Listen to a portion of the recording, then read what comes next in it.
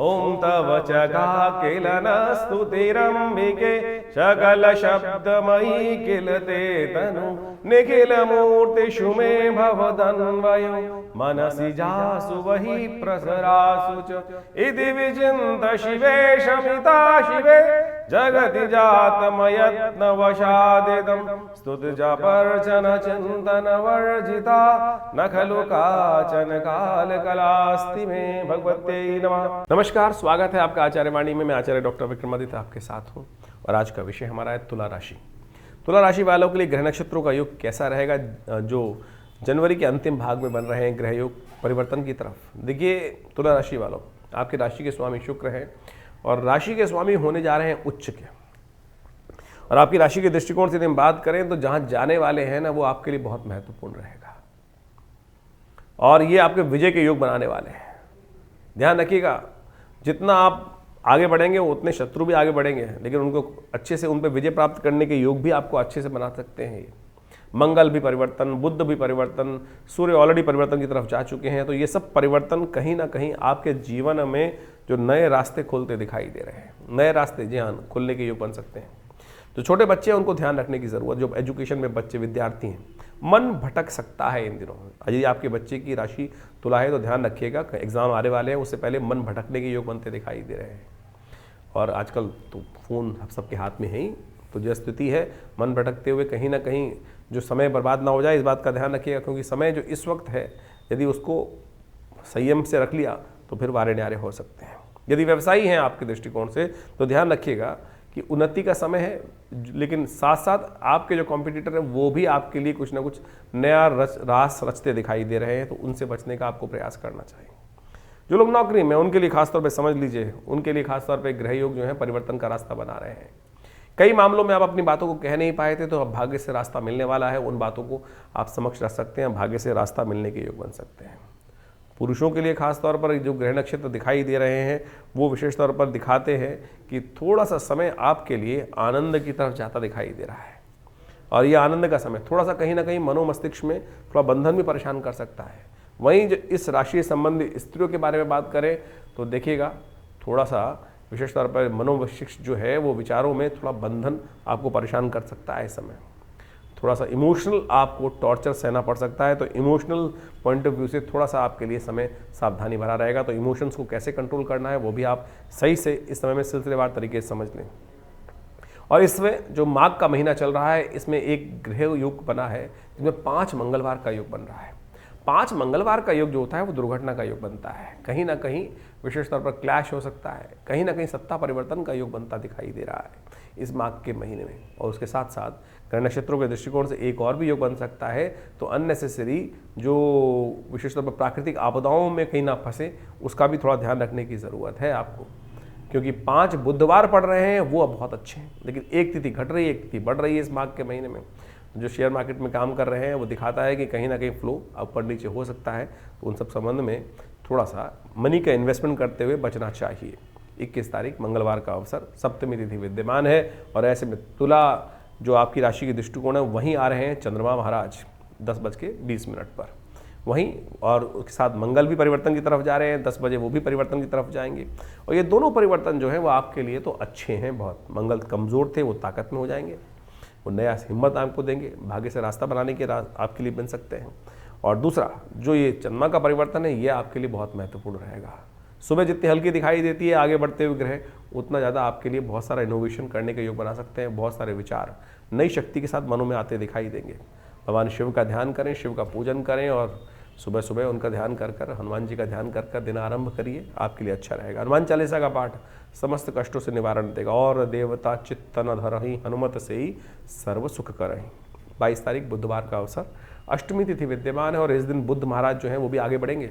और बुद्ध का आगे बढ़ने का मतलब है उत्तराषाढ़ा नक्षत्र, सूर्य के नक्षत्र में प्रवेश करेंगे। और ये बुद्ध के साथ जो योग बनाने वाले हैं वो आपकी राशि के दृष्टिकोण से यदि हम बात करें तो अच्छा है। और खासतौर पर पुरुषार्थ में वृद्धि करने का योग बनता दिखाई दे रहा है। और विशेष यदि हम बात करें तो पुरुषार्थ में जब काम बढ़ता है आगे तो बहुत अच्छे से योग बनते हैं। तो इस पर ध्यान आपके लिए अच्छा रहेगा ग्रह नक्षत्रों के दृष्टिकोण से। थोड़ा बुद्ध की चीज़ों का दान कर दें, फिटकरी लेकर थोड़ा चलते पानी में प्रवाहित करना वो आपके लिए अच्छा उपाय रहेगा। 23 तारीख बृहस्पतिवार का अवसर, नवमी तिथि विद्यमान है और एक बहुत महत्वपूर्ण परिवर्तन आपके साथ देखने को मिलेगा इस दिन ग्रह नक्षत्रों के दृष्टिकोण से। ये परिवर्तन आपको विशेष तौर पर समझें, उसके सूतक पातक आपको दिखाई देने वाले हैं। आने वाले 2-3 दिन आपकी राशि के दृष्टिकोण से हमें जो दिखाई दे रहे हैं वो आपको लाभ की स्थिति बनाएंगे। ऐसे में थोड़ा विनम्र रहिएगा, अननेसेसरी थोड़ी फ्रस्ट्रेशन मत पालिएगा। ग्रह नक्षत्रों के दृष्टिकोण से कई बार फ्रस्ट्रेशन आती है और हमारे बड़े बूढ़ों का अपमान कर देते हैं। और आने वाले 2-3 दिन बड़ों की सहायता से, बड़ों के आशीर्वाद से आपके लिए लाभ देने के योग बनाने वाले हैं। इसलिए ध्यान रखें, थोड़ा ज्ञान को उपस्थित रखें अपने आगे, थोड़ा पीली चीज़ों का दान करें। और ख़ासतौर पर एक अच्छा रहेगा, ज्ञानी जन जो लोग हैं उनसे विनम्रता से बात करना आपके लिए अच्छा रहेगा। 24 तारीख शुक्रवार का अवसर, और चंद्रमा परिवर्तित करके रात में करीब 11:15 बजे के आसपास परिवर्तन कर आपके द्वितीय भाव में प्रवेश कर गए हैं। मन थोड़ा कमज़ोर तो है लेकिन बृहस्पति से दृष्ट है, ये आपके लिए बहुत अच्छी बात है। तो ऐसे में थोड़ा सा खीर का भोग लगाकर उसका प्रसाद लेंगे तो आपके लिए अच्छा रहेगा। ये शुक्र को भी कमज़ोर स्थिति को ठीक करेगा और बहुत बढ़िया देगा। इस दिन एक परिवर्तन और हो रहा है, जो बुध है वो मकर राशि में सूर्य के साथ बुध आदित्य योग बन के तैयार हो रहा है। यह आपके लिए आपकी चीज़ों को ऑर्गेनाइज करने में अच्छा योग बनाता दिखाई दे रहा है। ध्यान रखिएगा नए कार्यों में न जाए, क्योंकि भद्रा है जो सुबह सूर्योदय से पहले से लेकर करीब 7:30 बजे तक शाम तक रहेगी, तो नए कार्यों में हाथ डालने से बचना चाहिए। बात करते हैं 25 तारीख शनिवार की, एकादशी है। उस दिन षटतिला एकादशी का योग बन रहा है और बृहस्पति से दृष्ट होकर चंद्रमा जिस प्रकार से बैठे हुए हैं आपके जिस भाव में, वो आपके लिए बड़ा अच्छा योग बनाते दिखाई दे रहे हैं। लेकिन कई मामलों में फिर भी अभी भी जो है खुलकर काम करने में थोड़ी दिक्कत आती दिखाई दे रही है। उसके लिए थोड़ा आवश्यक है कि भगवान विष्णु का स्तवन कर लें। षटतिला एकादशी है और ऐसे में आपके लिए सबसे अच्छा ये रहेगा कि आप तिल का दान करें, तिल का सेवन करें। ये इम्यूनिटी भी बढ़ाएगा और शास्त्र में तो इस दिन का बड़ा महत्व कहा गया है। भगवान विष्णु की सुंदर उपासना का अवसर। तिल देखते हैं ना आप लोग, भगवान विष्णु की किसी पूजा में तिल नहीं विशेष तौर पर चावल नहीं चढ़ते हैं। अक्षत जो है वो चढ़ाने निषेध कहे गए हैं, लेकिन उसका उपयोग करने के बजाय शास्त्र में कहा गया है तिल का उपयोग किया जाना चाहिए। और पुराणों के अनुसार से तिल की उत्पत्ति भगवान विष्णु के त्वचा से ही हुई है और ये जो विशेष तौर पर तिल जो है समस्त प्रकार की आरोग्यता को प्रदान करने वाला है। षटतिला एकादशी के दिन शास्त्रों में कहा गया है, यदि हिमाद्री ग्रंथ को आप पढ़ें तो उसके अंदर कहा गया है कि इस दिन माघ मास के कृष्ण पक्ष की जो एकादशी होती है वो सब प्रकार से स्नान कर भगवान कृष्ण की पूजा करके उनके 100 मंत्र को 108 बार या 11 बार या 8 बार या 28 बार जप कर आप अनेक प्रकार से माँ भगवान की को प्रसन्नता प्राप्त कर सकते हैं, उनका आशीर्वाद प्राप्त कर सकते हैं। इस दिन उपवास रखने का सुंदर वर्णन शास्त्र में मिलता है। कहा जाता है कि इस दिन भगवान विष्णु का जो पुरुष सूक्त के द्वारा पाठ करते हैं, ओम सहस्रसी रेखा पूर्वका सहस्राक्ष सहस्रपात सभोमि ग्वं सर्वतत्पित्वात्र तिष्ठत सांगुलम मा पूर्वकाय वेद ग्वं सर्वं यद्भूतं यच भाव्यं मा उतामृतत्वशेषानो जदन्ने नातिरोहति। इस प्रकार से पुरुष सूक्त के जो सुंदर पाठ को श्रवण कर भगवान का षोडशोपचार जो पूजन करें, तिल का द्वारा भगवान का स्नान कराएं। तिल के ही 6 प्रकार के प्रयोग शास्त्र में वर्णित हैं। षट तिला एकादशी, ये तिल के जो 6 प्रकार के प्रयोग शास्त्र में वर्णित हैं, यानी तिल के द्वारा जल से स्नान करना, पिसे हुए तिल का उपटन भी लगाना, तिल के द्वारा हवन करना, तिल के द्वारा ही तिल मिला हुआ जल जो होता है वो पानी उसका सेवन करना, तिल का दान करना और विशेष तौर पे तिल के बने हुए मेवे जो मिठाई इत्यादि हैं उनका प्रसाद, उनका भोग भगवान को लगाना, प्रसाद स्वयं ग्रहण करना। देखिए तिल जो अपने आप में जो है, हमने जैसा कहा कि भगवान विष्णु के शरीर से उत्पन्न हुआ है, उनके त्वचा से उत्पन्न हुआ है और इम्यूनिटी को बूस्ट करने भगवान विष्णु जो है वो पालक हैं।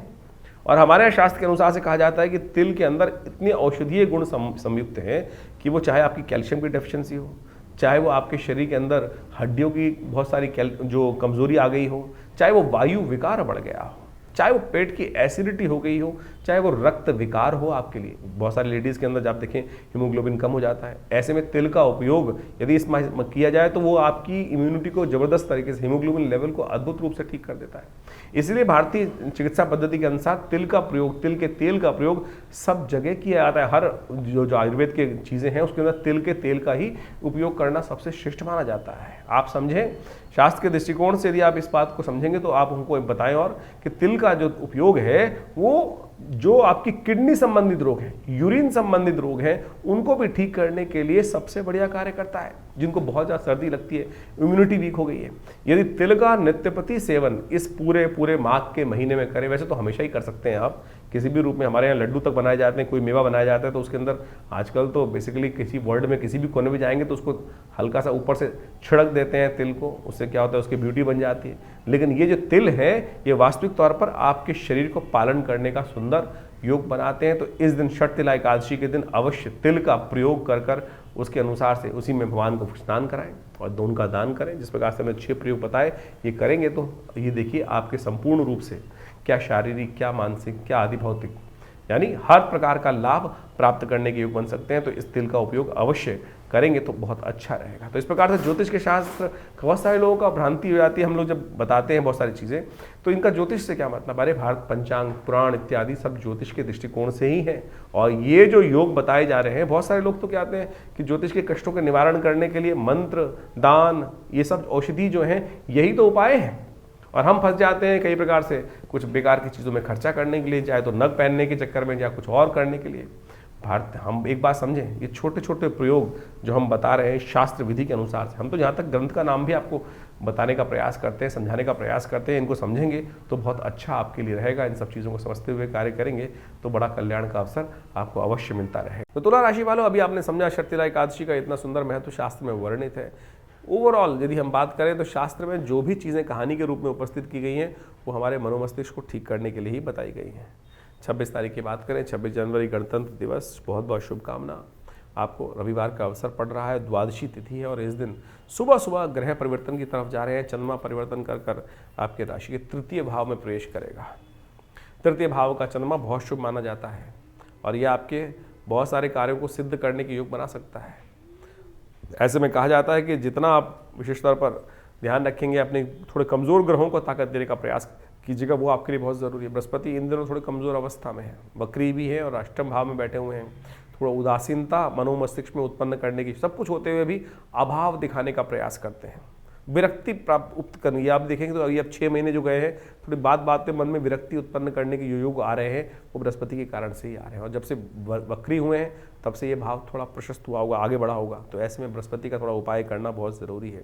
तो ऐसे में सबसे अच्छा है कि नवग्रह शांति के लिए यज्ञ करें। बृहस्पति को ताकत देने के लिए यज्ञ सबसे श्रेष्ठ चीज़ है। और हमने विवेकानंद योगाश्रम में इस रविवार के दिन नवग्रह शांति महायज्ञ का आयोजन किया है। आप भी इसमें अपने नाम से उस यज्ञ कराकर लाभ ले सकते हैं। फ़ोन नंबर्स आपके सामने चल रहे हैं, स्क्रीन पर बात कर सकते हैं। 27 तारीख सोमवार का अवसर और त्रयोदशी तिथि है इस दिन।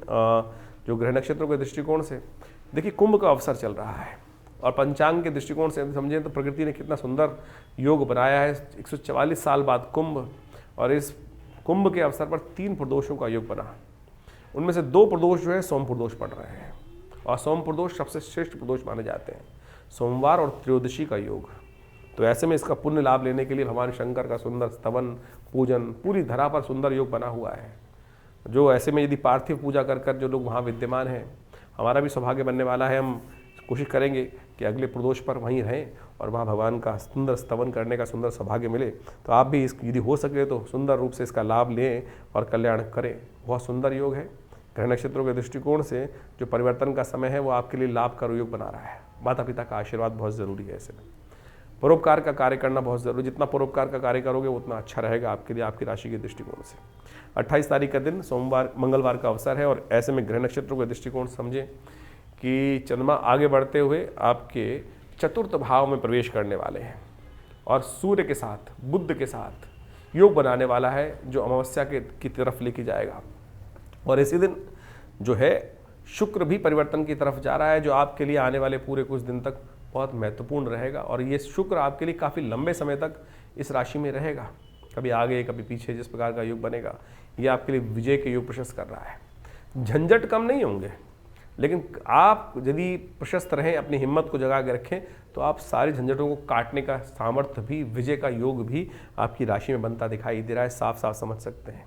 तो इस विजय के योग में थोड़ा हिम्मत की आवश्यकता है। मंगल परिवर्तन की तरफ चले गए हालांकि, लेकिन है वक्री, लेकिन फिर भी मार्गी, फिर भी आगे जाकर फिर वापस आएंगे जब मार्गी होकर, तो थोड़े कमज़ोर रहेंगे। तो मंगल को ताकत दीजिए, हनुमान जी का सुंदर स्तवन कीजिए। मंगलवार का अवसर है, वो आपके लिए अच्छा रहेगा। और जितनी हनुमान जी को ताकत देंगे ना, हनुमान जी का स्तवन करेंगे, उतनी ताकत आपको प्राप्त होगी और मंगल के नेगेटिव प्रभाव को ठीक करके बहुत सुंदर योग बन सकता है। 29 तारीख अमावस्या, बुधवार के दिन पड़ रही है अमावस्या, मौनी अमावस्या। और ऐसे में ग्रह नक्षत्रों के दृष्टिकोण से समझें, जो इस संसार का वास्तविक रस है वो अध्यात्म ही है, और उस अध्यात्म का सुंदर अवसर चल रहा है। कहा जाता है कि इस मौनी अमावस्या के दिन, माघी अमावस्या के दिन पूरे संसार के तीर्थों का जल जो है गंगा के समान पवित्र हो जाता है। इस दिन स्नान का बहुत महत्व है, दान का बहुत महत्व है, सन्यासियों का, संतों का आशीर्वाद देने का बहुत महत्व है, मौन का बहुत महत्व है। कोशिश करें जितना हो सके मौन व्रत का पालन करें, सबसे श्रेष्ठ है। ये डिटैचमेंट का जो वातावरण है ना, कि हम संसार में रहते हुए भी थोड़ा सा अपने आप को डिटैच करें, थोड़ा वैराग्य भावना मन में उत्पन्न करने का प्रयास करें। हमारे साथ समस्या क्या होती है कि हम हर चीज़ को अपने आप इन्वॉल्व करके करते हैं, हमारे बिना संसार नहीं चलेगा, ये भाव मन में रहता है। इससे विरक्ति, इससे थोड़ा पीछे हटाने का प्रयास करें, थोड़ा मौन। इस दिन मौन का ही सबसे ज़्यादा पुण्य है, इसको फॉलो करेंगे तो अच्छा रहेगा। देखिएगा ग्रह नक्षत्र इस वक्त योग बना रहे हैं, चीज़ें अपने आप ऑटो मोड में चलेंगी। ये वो योग है कि जिसमें आप इसका लाभ लें, कि चीज़ें आप थोड़ा पीछे हटेंगे और देखिए चीज़ें अपने आप चलती हैं कि नहीं चलती, उसका लाभ मिलेगा आपको, और वो चीज़ें आपकी समझ को डेवलप करने के लिए अच्छा रहेगा। तो ये चीज़, इसको समझते हुए कार्य करें, यही उपाय आपके लिए सबसे श्रेष्ठ रहेगा। 30 तारीख का दिन बहुत महत्वपूर्ण समय है। माघ के महीने में कृष्ण पक्ष समाप्त होकर शुक्ल पक्ष आरंभ हो रहा है, और शुक्ल पक्ष के माघ के जब आरंभ होता है प्रतिपदा से, तो गुप्त नवरात्रि आरंभ हो जाते हैं, भगवती का सानिध्य प्राप्त करने का दिन बन जाते हैं। चैत्र और अश्विन के अंदर जो नवरात्र आते हैं उनका तो महत्व है ही, लेकिन गुप्त मनोकामनाओं को पूर्ण करने के लिए चुपचाप भगवती का सानिध्य जो ले रहे हैं इस समय में, उनके समस्त मनोरथ सिद्ध होने के योग बन जाते हैं।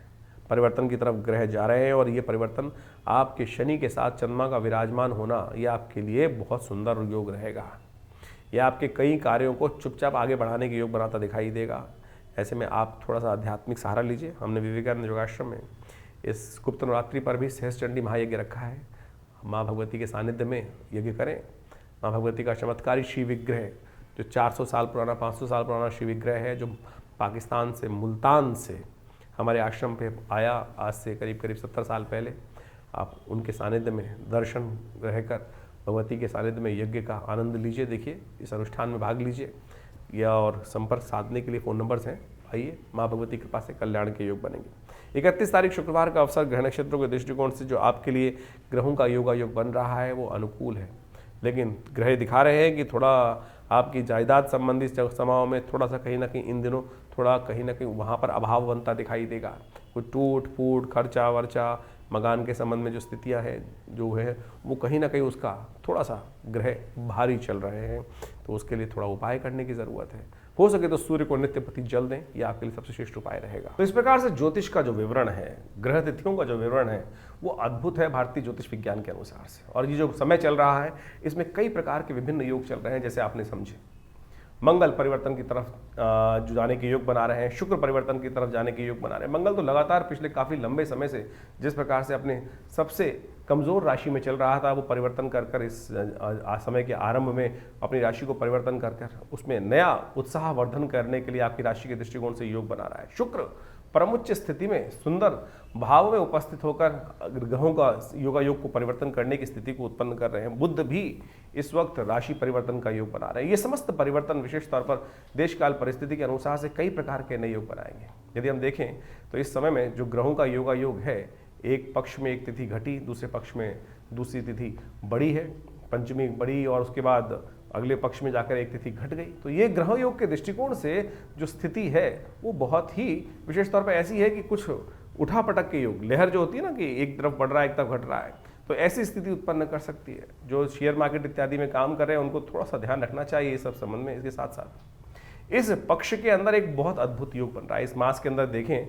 तो प्रदोष का योग जो बन रहा है, वो दोनों प्रदोष जो है वो सोमवार को पड़ रहे हैं, तो सोम प्रदोष का योग बड़े सुंदर रूप से बना है। कुंभ का महीना 144 साल बाद, और साथ साथ इस कुंभ का अवसर, और उसके बाद प्रदोष भी सोमवार के सुंदर योग पर युक्त बने, यानी सोम प्रदोष का सुंदर युक्त बनकर बने हैं। तो ऐसे में ये समय बहुत ही अद्भुत है। ऐसे में अपने समस्त अनिष्टों को दूर करने के लिए एक डुबकी जो कुंभ की है, उस प्रयाग के स्थान पर, संगम के स्थान पर समस्त कष्टों का निवारण करके, समस्त किए हुए दुष्कर्मों से प्रायश्चित के माध्यम से आप अपने जीवन को विशेष तौर पर कहा जाता है कि जिस प्रकार से रिजेनोवेशन, जिसका पुनर्जन्म प्राप्त कर सकते हैं, अपने पूर्व अर्जित कर्मों को जो शून्य कर सकते हैं, जो पाप हैं उनको शून्य कर सकते हैं। यह अद्भुत योग है, इसका लाभ हमें लेने का प्रयास करना चाहिए। अब बहुत सारे लोगों के साथ ये स्थिति होती है कि बहुत सारे लोग कहते हैं कि हमको जाने में दिक्कत है, टाइम नहीं मिल पा रहा है। आप घर में भी ये जो वेला है ना, संपूर्ण जगत की वेला है। इस पुण्य काल का पर्व है, हमारे सबसे श्रेष्ठ कहा गया मानस पूजा, कि मनसा वाचा कर्मणा, 3 प्रकार के कर्म होते हैं। सबसे श्रेष्ठ जो कर्म कहे गए मन के संतुष्टि से ही चलते हैं। मने वो बंधन कारण मोक्षो, जिस प्रकार संसार में शास्त्र में कहते हैं, तो उसके अनुसार से आप कार्य करने का प्रयास करें तो बहुत सुंदर रहेगा। घर में भी बैठकर उन सुंदर समय समय पर जो योग बन रहे हैं, समय समय पर जो मुहूर्त बन रहे हैं, उन समय जहाँ बैठे हैं वहीं ध्यान में जाकर भगवान का सुंदर पूजन करने, उस सूर्यदेव भगवान शंकर कृष्ण विशेषकर भगवान विष्णु के पैर से निकली हुई गंगा के वहीं डुबकी ध्यान में भी लगा लेंगे ना, तो वो भी पुण्य प्राप्त करने के लिए अद्भुत योग बना सकता है। इस मास में 5 मंगलवार और 5 बुधवार का योग बन रहा है। बुधवार का योग तो संतुष्टि देता है, आनंद का योग देता है, लेकिन 5 मंगलवार का जो योग है ये कहीं ना कहीं राज्य भंग होने की स्थिति उत्पन्न कर सकता है। बहुत सारी जगहों में कहीं ना कहीं ऐसा बन सकता है योग धरा पर कि कुछ रक्त रंजित स्थिति बन सकती है, कुछ उठा पटक के योग बन सकते हैं, राज्य सत्ताएं हाथ से निकल सकती हैं। परिवर्तन का समय विशेष तौर पर जिस प्रकार से हमने कहा कि 5-5 ग्रह परिवर्तन की तरफ जा रहे हैं। इसके साथ साथ गुप्त नवरात्रि का भी सुंदर योग बन रहा है। गुप्त नवरात्रि का 30 जनवरी से योग जो बनकर तैयार है वो आपके अपने कर्म को सुधारने का योग है।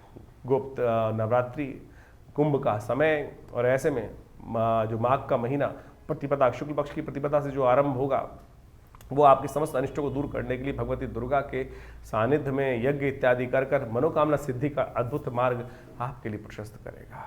ऐसे में कोशिश ये करें श्रद्धा भाव से गुप्त नवरात्रि। आमतौर पे लोग 2 नवरात्रि को तो जानते हैं, चैत्र और शारदीय नवरात्रि। गुप्त नवरात्रि भी अपनी मनोकामना पूर्ण करने के लिए गुप्त रूप से यदि उसका अनुष्ठान किया जाए तो बहुत सारे कष्टों को दूर करने का योग बनाती है। बहुत सारे लोगों के जीवन में ये होता है कि हम पता नहीं चलता जी हम करें ना करें पुण्य। अरे पुण्य करने का यथाउचित भाव से प्रयास करें। जीवन में समय भाग रहा है, क्या कर सकते हैं? पाप तो हर क्षण मनो मस्तिष्क के विचार से कहीं ना कहीं हो ही रहा है, और अपनी श्रुति को ऊर्ध्वगामी बनाकर उस पुण्य की तरफ प्रेरित करना सबसे कठिन कार्य है।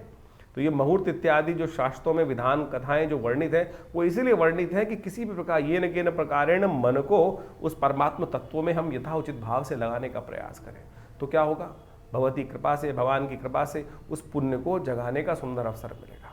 और आप समझें कि जीवन में पुण्य के कम है या ज़्यादा है, उसको कैसे पता लगाएं? जब जीवन में बार बार कहीं ना कहीं से कष्ट, बार बार सब कुछ अच्छा करते हुए आ रहे हैं, तो समझ लीजिए कहीं ना कहीं पुण्यों का अकाउंट परेशानी में डाल रहा है। दुख मन में चल रहा हो तो कहीं ना कहीं पुण्यों का अकाउंट क्षय हो रहा है, कम हो रहा है। तो उसमें ज़्यादा कर्म की आवश्यकता है, ज़्यादा उस समर्पण की आवश्यकता है, परमात्मा के श्री चरणों में ज़्यादा मन लगाने की आवश्यकता है। दान पुण्य इत्यादि करने से जो भी शास्त्र में वर्णित है वो पुण्य जागते हैं। इसलिए इस कर्म को अहर्निश यथाउचित भाव से जो जो मुहूर्त समय आते हैं उनके अनुसार से यदि करोगे तो कहीं ना कहीं कल्याण का मार्ग प्रशस्त करता रहेगा। हर बार की भांति इस बार भी गुप्त नवरात्रि के अवसर पर विवेकानंद योगाश्रम में दुर्गा सप्तशती का यज्ञ रखा गया है, जो पूरे 9 दिन तक चलेगा। 30 तारीख जनवरी से आरंभ होकर आप भी माँ भगवती के उस सुंदर यज्ञ में जो बृहस्पतिवार से आरंभ होगा, तो आप भी उसमें स्वयं भाग लेकर माँ या अपने प्रतिनिधि के रूप में हमारे आश्रम से जो प्रतिष्ठित व्यवस्था है उसके अनुसार से माँ भगवती दुर्गा के सानिध्य में जो भगवती का श्री विग्रह जो आश्रम पे प्रतिष्ठित है, जो 500 साल पुराना श्री विग्रह है, बड़ा प्राचीन श्री विग्रह है, चमत्कारी श्री विग्रह है। 1947 में पाकिस्तान से जब भारत का विभाजन हुआ उस समय कोई महानुभाव आश्रम पर उस मूर्ति को लेकर आए, उनको प्रतिष्ठित यहाँ किया गया और उनका चमत्कार अद्भुत है। उनके दर्शन कर कर उनका लाभ लेकर आप अपने मनोकामनाओं को सिद्धि कर सकते हैं, कष्टों को दूर कर सकते हैं। तो अवश्य आप इस नवरात्रों में, गुप्त नवरात्रि के अवसर पर अवश्य यज्ञ में पधारें। 9 दिन तक ये विशेष कार्यक्रम रहेगा, तो आपकी मनोकामना सिद्धि के लिए अद्भुत योग बन सकते हैं। जीवन में जब कष्ट आए उनको निवारण करने के लिए हम कर्म तो करें ही करें, प्रयास भी करें, लेकिन प्रार्थना जरूर करें। क्योंकि भगवान की प्रार्थना से क्या होता है, एक तो समस्याएं जो हैं, बड़ी भारी समस्याएं भी छोटे से उस कंकड़ के रूप में परिवर्तित हो जाती हैं। इस बात का अनेक बार हमने अपने जीवन में, बहुत सारे लोगों के जीवन में प्रत्यक्ष प्रमाण देखा है। तो कोशिश ये करें, इस सुंदर मुहूर्त का लाभ अवश्य लें। आपके जीवन में चल रही समस्याओं को दूर करने के लिए अद्भुत रास्ता प्राप्त होगा। दिल्ली में हमारा संस्थान विवेकानंद योगाश्रम जमनाबाद खुरेजी लक्ष्मीनगर क्षेत्र में स्थित है, और वहाँ वैसे बहुत सारे कार्यक्रम समय समय पर चलते ही रहते हैं, और वो सब संबंध में हम आपको अवगत कराते ही रहते हैं। तो आज जुड़िए हमारे साथ। धन्यवाद, नमस्कार।